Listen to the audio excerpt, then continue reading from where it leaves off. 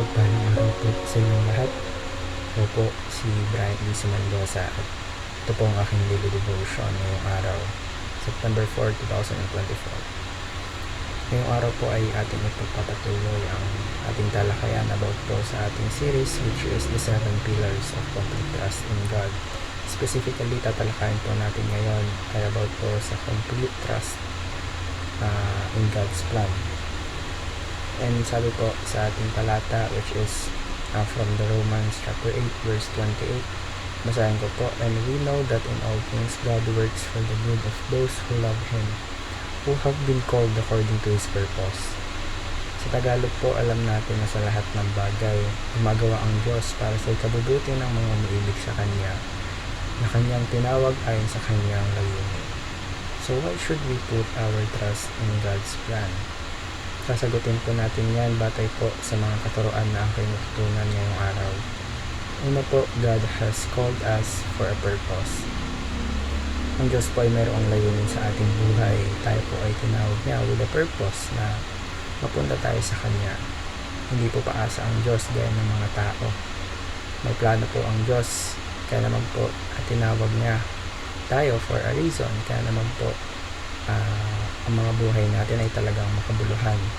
Ang purpose po ng pagtawag sa atin ng Diyos, kung inyong tatanungin, ay para po mamuhay tayo gaya ng Panginoong Kristo, upang mahubog po ang ating mga sarili at maging katulad ng Panginoong Kristo. Next po, God works all things for our good. Lahat po ng ginagawa ng Diyos para sa atin, meron po iyang dahilan. Ito po ay para sa ating ikabubuti. Ang Diyos po marunong sa lahat. Sometimes mafe-feel natin na parang wala ang Diyos, wala yung gabay ng Diyos sa atin. Feel natin mag-isa lang tayo, pero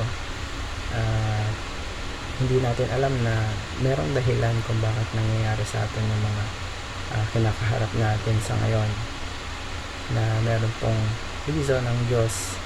At for sure, yung reason ng Diyos ay hindi po para sa ikakasama natin, dahil mahal po tayo ng Diyos at siya ay may plano sa mga nangyayari sa atin.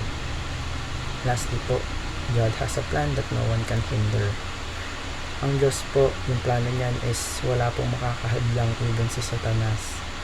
Hindi lang po blessings ang binibigay ng Panginoon, because He wants you to trust in Him na may plano siya sa atin, may plano siya sa iyo, sa iyong buhay, sa ating mga buhay.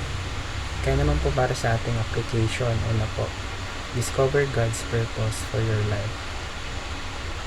Tayo po, meron po tayong common purpose, and the ultimate purpose for us is para maging katulad ng Panginoong Kristo, para tayong mga clay na hinuhubog tayo, and ang ninanais ng Diyos na maging end product ay maging katulad po tayo ng Panginoong Kristo. Next po, love God by living a life with obedience. Bigyan po natin ang Diyos, huwag tayong mag-isip, huwag tayong magduda na kung bakit ganito yung mga nangyayari sa ating mga buhay, na sa ginagawa ng Diyos sa ating mga buhay, kasi gumagawa po ang Diyos para sa ating ikabubuti. Remember po, lahat po ng nangyayari sa atin, mayroon po yung dahilan. Ang Diyos po, hindi po yan ang gagawa sa atin ng buhay ng ikakasama natin.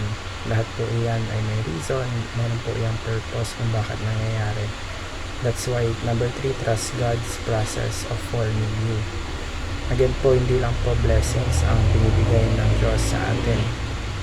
Meron din po mga pagsubok, challenges na maaari natin makuha or ma-experience, and lahat po iyan ay parte ng process ng Diyos para po mahubog tayo at gaya po na sabi ko kanina, ang end product na ninanais ng Diyos sa atin ay maging katulad ng Panginoong Kristo.